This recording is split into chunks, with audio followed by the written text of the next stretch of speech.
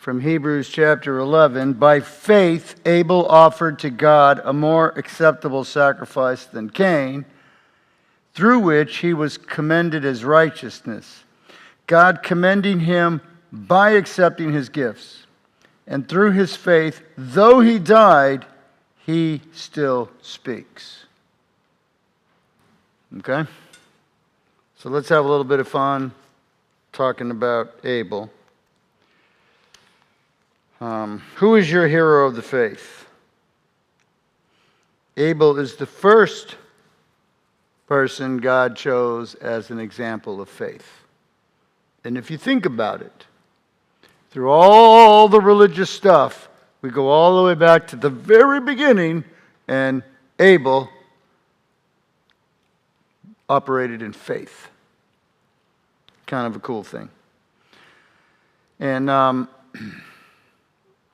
his story is not one of the dominant themes. We like the heroes such as Moses or Abraham, even Noah. But sometimes you can't relate to them because they're so great, even though Noah got drunk and Moses had his issues. Abraham made a deal with his wife. Look, I don't want to get killed because you're so beautiful. So here he is. We got Abel.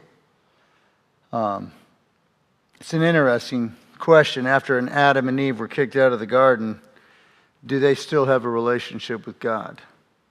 And they do. Okay?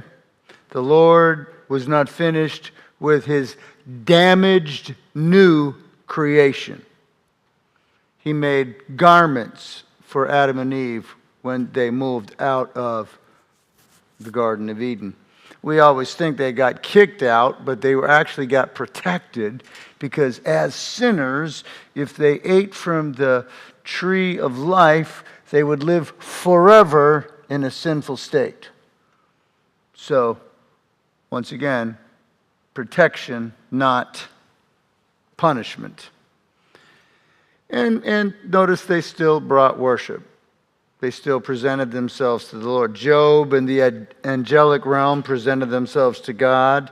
Cain and Abel brought offerings to God. And notice these offerings are in the presence of, conversation with God. So, I want you to know that when you bring your offering, we casually toss it into the plate, but He's interested. He's involved. He notices what you give. He notices your attitude. He notices what you don't give. He knows why you held something back. And I always think, and I'm talking to Christians here, okay, so everybody relax. Why does God have to pay for my mismanagement of the credit card? Okay. Well, I can't give because, the credit card bill's so high. Well, you overspent. You didn't put yourself on a budget. You didn't plan ahead to make sure that the priority of your soul got honored. It's something to think about. Okay. God is still looking for us to present ourselves to Him. And He's looking for a response from His creation. We're all accountable to Him. I think sometimes we get comfortable in the relationship, so we get casual in the relationship, and we cover our sins with grace, and we bring God whatever. And what did the preacher say on Sunday? God doesn't really like whatever, because He's not a whatever God. And really, Cain and Abel, they're the second generation humanity. We got the first Adam and Eve, then we got Cain and Abel, their children.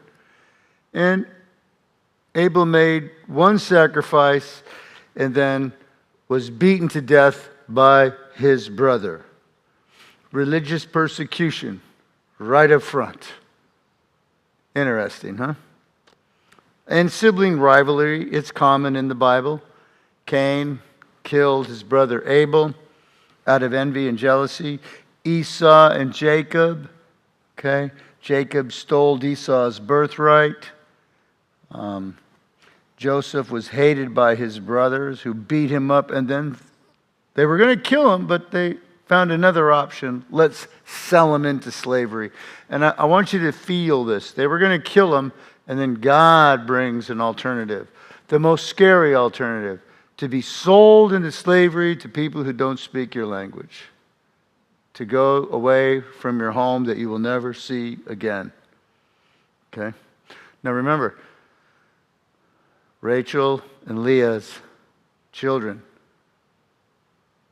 keeping the rivalry of two wives going, playing out in the children. Sibling stuff. Family issues. You think you got family issues, okay? Well, I don't have family issues. It's my wife's family. That, she's the one who has the family issues. My mom called me. She's 89. She calls me up. And she's still running. She's living independent. She couldn't see anymore and drive her car, so now she takes the bus. I'm like, why do you take the bus? It's dangerous. Well, I got to meet people.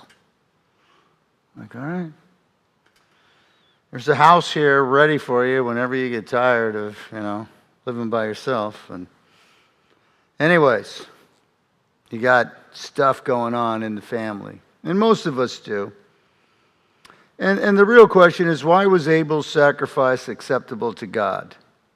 He brought the first of his produce. He brought the firstling of his flock.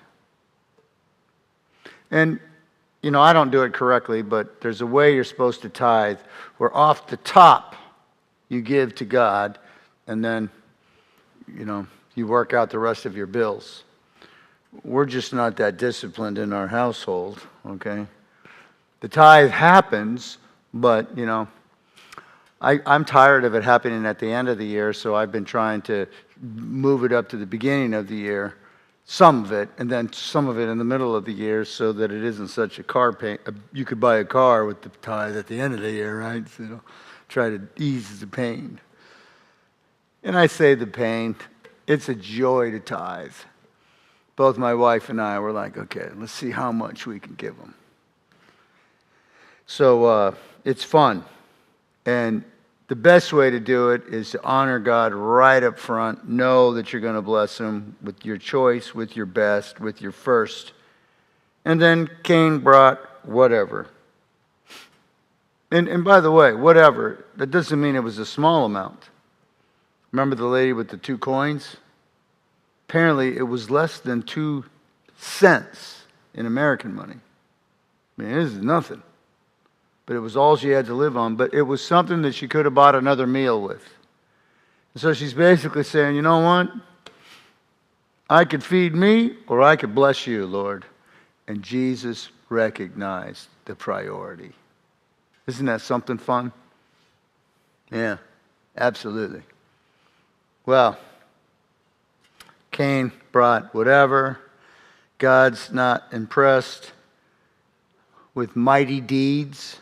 Okay? He's impressed with common people who have one thought in mind. I want to please the Lord. I want to honor the Lord. I want to bless the Lord. Love that passage in 1 Samuel chapter 2. I will honor those who honor me. I memorized that as a young Christian, and here I am, decades later. And that still is a cornerstone verse that I always remember and I use and seems to come up regularly. It's about, God, he will honor those who honor him. And so you and I, we have decisions every make where we honor him or we cover ourselves with grace. We honor him by blessing somebody so that we know God will cover us. We honor him even when it's going to be inconvenient. We honor him even when I'm not going to get paid back, even when you know what? This one's going to cost me. But I want to put my Christianity into motion. I think it's incredible when Shadrach, Meshach, and Abednego decide, I know this is going to cost us our lives, but We live for the Lord. And then they woof off to King Nebuchadnezzar. Don't play the music. He got so mad, Yeah, they're going to honor God. And this is what makes Abel so special. He focused on touching the heart of God. And really the heart's motivation in giving the offering, it's the deciding factor. Cain probably brought something out of duty. And I don't mind telling you, there have been times when I wasn't very emotionally excited about tithing. But you know what? This is what we do. There's years where my wife sold expensive jewelry. There's years when we couldn't pay the tithe, and I said, Lord, can you help us pay the tithe? And somebody smashes into my yard, destroys all my shrubbery that I wanted to pull out. And I get a check immediately in time for the tithe, for the exact amount. With the jewelry, it was the exact amount. So it's like a relationship with God in the giving. It's really cool. It's really fun. And he knows if you can't give. He knows if you're poor. But even if you're poor, blows my mind how poor people will make sure to honor the Lord anyways. I get homeless people giving me $20. And I'm thinking to myself, well, are my shoes that bad? No, it's Pastor William. And they want to, I'm just blown away. I've come in here and choked up when folks who have nothing give something to the Lord.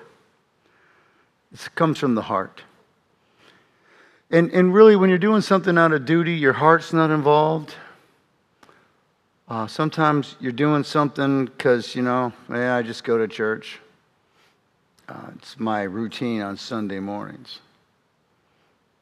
That's a good routine. And let's be honest, not every Sunday can be an emotional mountaintop experience. I try to bring the best possible sermon available to make it for me on Saturdays when I'm putting that thing together. There's a moment when it's good enough, but I don't stop there. My wife doesn't understand. Why do you, it's good enough. I'm like, no. And a lot of times it's the last thing that I grabbed Sunday morning before I walked into church where that's the thing people say something to me. It's like this offering. I'm invested. I care. I'm interested. And when you come and you're invested in your care and you're ready to receive and you're ready to greet somebody new or you're ready to forgive somebody or you're ready to, usually isn't there somebody that irritates you and it happens at church? Or am I the only one? I'm probably the only one, okay? And that's the Lord put everyone in the body just as he pleased. So that's my person that I'm going to exercise grace towards. And grace means investing energy, investing love. All right? So it changes your whole approach to everybody. I'm at church, and I'm here to be an empowerer, an encourager, and to make it all about God, not about me. Well, about giving. The truth of the matter is God doesn't need our money. Doesn't it say in Psalm 50, he owns the cattle on 1,000 hills? He doesn't need our money. But he wants our heart. I thought it was pretty powerful on Sunday. We give because that's the best way to work selfishness and greed out of our system. Okay? And how much fun it is to take your 90% plus God as you go forward into life. Yeah. And really, the heart issue. Remember when the two folks came to Jesus, or Jesus' illustration about the two folks that came into the temple in Luke 18? The Pharisee, I tithe on my spices. Like, really? Maybe that's a cool thing that you're that focused on every aspect of your life, But he's all, I do this and I do that, and thank God that I'm not like that guy. In worship, he's judging somebody. which we do sometimes. Can you believe she wore that? You know? The other guy, unwilling to lift his head, saying, Father, be merciful to me, the sinner. The sinner brought a request for forgiveness, and he's the one who went away justified. It's about the heart. It's about the orientation towards God. Abel brought a gift of worship that represented his heart. It was the best he had. And how about this? What about bringing your best energy? I learned staying up late. I need my sleep so that I can bring the best energy that I've got. I don't like to go out to parties on Saturday night. I had to go to 2 of them last Saturday. One was a retirement party, one was a birthday party, and the only thing that saved me is the daylight savings. I got an extra hour so that I could come in here. And you know what? Something bothered me a lot. Somebody offended me at the second party. So I went home and I recognized Satan had got me all. So I got to go into the sanctuary. So I came in here and said, Satan has invited me to make it all about me. He's invited me to get offended. He's invited me to be petty. So I just want to go into Sunday morning focused and clear, and I laid it all out here. Lost some sleep because I wanted to be prepared for the right attitude. Okay? I think we're supposed to think that way. Didn't Jesus say, when you come to bring your offering and you remember you got a problem with somebody, deal with it first? I'm just like you, trying to figure it out, trying to get it right. Well, in the text, we see God turned his attention to Abel's gift, which represented his heart, his devotion, his desire to please God. And you know what? I don't know. God sees Abel as an example of faith. So what you bring to God is an expression of what you believe about God, which is that you believe in God, you want to honor God, you want to engage God, and that, my friends, is what faith looks like in tangible terms. I've tried to preach on faith in the past, and it's a little bit intangible. It's a little bit elusive of a term. So you're trying to figure out, what exactly is this? I believe in a way that gets expressed in my lifestyle. Okay? And that's how Abel brought a gift. And we don't know what the rules were that were set forth by God right up front. But we know this, that whatever Cain brought, God rejected. And it's really a fascinating conversation that God has with Cain. Okay, let's just pull it up. I can tell you about it, or I can read it to you. So the Lord said to Cain, well, let me go back one. Abel brought the firstborn of his flock and their fat portions. The Lord had regard for Abel, but for Cain and his offering he had no regard. So Cain was very angry, his face fell, and the Lord said to Cain, why are you angry? Why has your countenance fallen? If you do well, will you not be accepted? And if you do not do well, sin is crouching at the door. Its desire is for you, but you must master it. Okay? Here's what happens to us. We don't bother mastering things anymore. I'll cover it with grace. But, that striving to please God, that fighting to get it right with God, that willingness to surrender so that God is honored, that's the difference between Cain and Abel. And sin is crouching at the door, and its desire is for you, and you must master it. Now, you and I don't master sin. Jesus masters it for us. You want to win the sin battle in your life? Take that person that you're not willing to forgive and say, God, I'm having a problem with this person. Help me forgive them. And then he gets involved. Help me with this inclination towards gossip. He gets involved.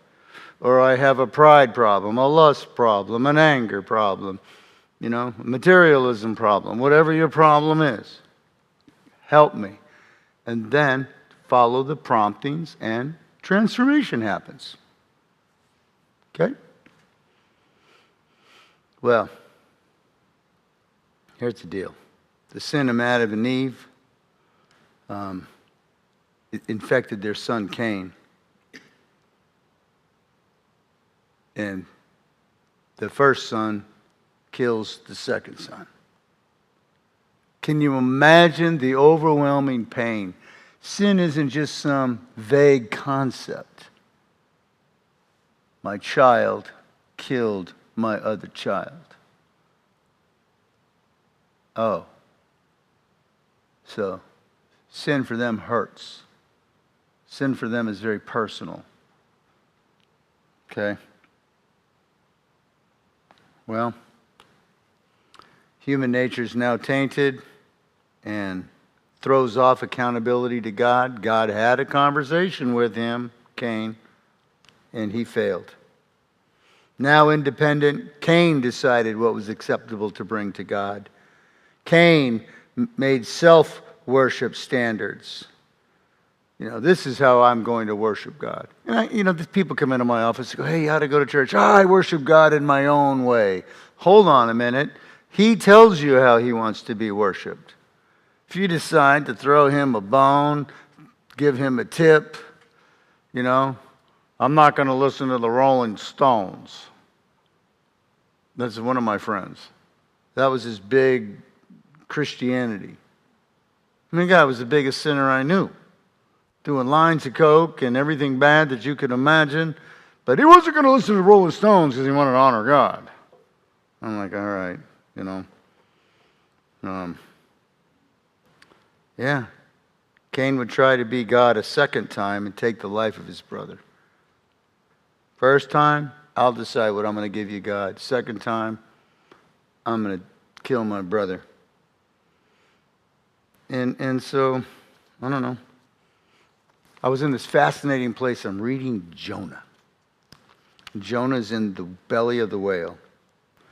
And it says, the gates of Sheol closed in upon me. I have come to the conclusion that Jonah died in the belly of the whale and was raised back to life. Jesus says, just like Jonah, who was in the belly of the whale, did he die? Yeah. And was raised back to life? Yeah.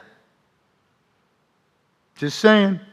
Doing a little closer look, I figured that out. Well, Jonah's in the belly of the whale, and he says this, I will offer you sacrifices. Okay, why is he in the belly of the whale? Because God says in Samuel, 1 Samuel 15, I do not desire sacrifice. I desire obedience. Jesus says, I desire compassion, not sacrifice. So, you see, sacrifice isn't what God desires. He's looking for something deeper. He's looking for something tangible. He's looking for a lifestyle from the heart that pursues the Lord. Jonah was willing to offer a sacrifice. And then when he goes back to Nineveh, he doesn't have the right attitude. He's angry that they responded to his message. He's angry that God wants to be full of grace. He's angry that judgment and lightning bolts aren't coming down. Okay? Well, walking with God, it means loving God from the heart, like Enoch did, okay?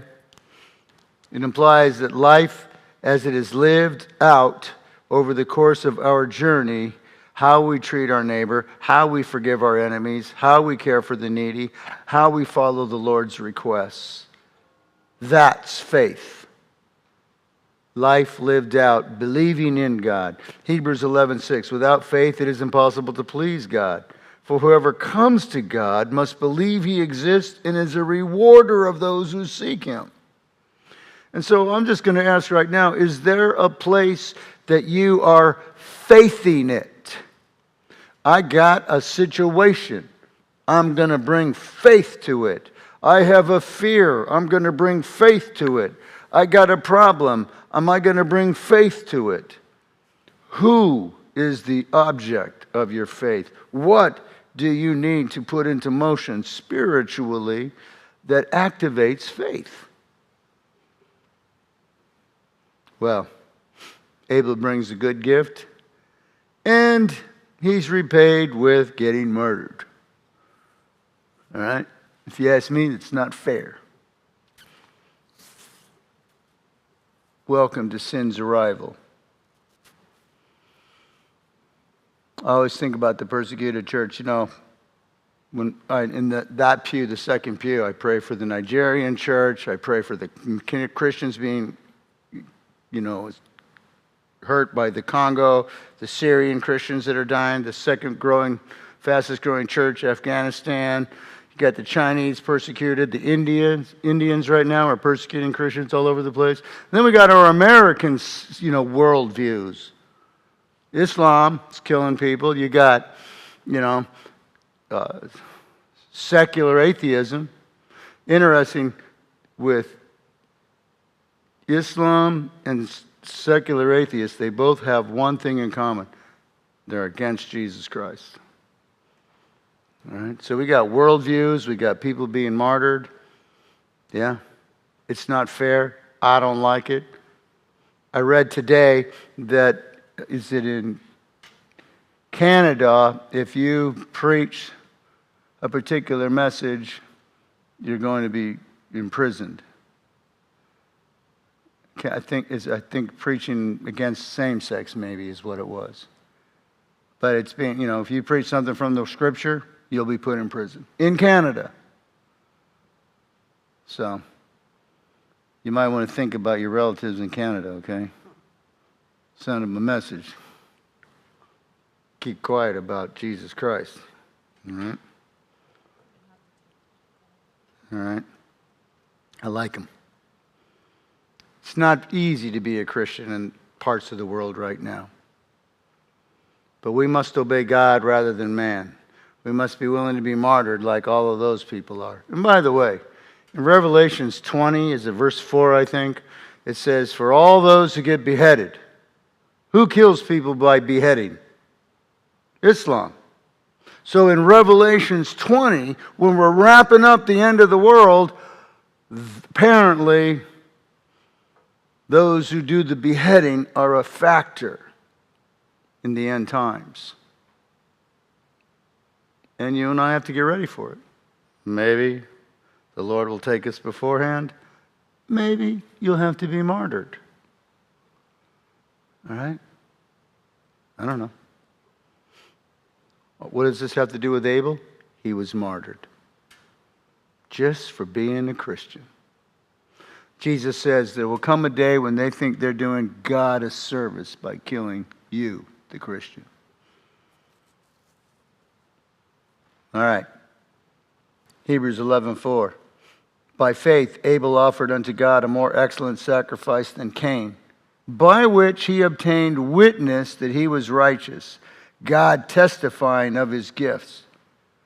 And by it, he being dead, yet speaks. So imagine this. You're dead, and your Christianity still is an example. Your giving is still an example. How about these folks who they die and they set up a trust fund so that the church continues to get money from their trust fund even though they're living in heaven already? Wouldn't that be something, to be empowering the church of Jesus Christ while you're hanging out with Jesus in heaven? Well, that's the goal. All right? Well, Abel teaches us the right relationship with God, the right relationships with our possessions. And think about this. He's the only human that was in heaven for quite some time.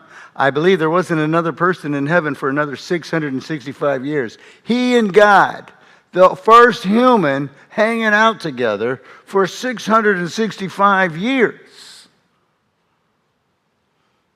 I saw this meme where Abel's in heaven and he's looking. Is anybody here? Is anybody coming? Well, he's got this amazing friendship with God.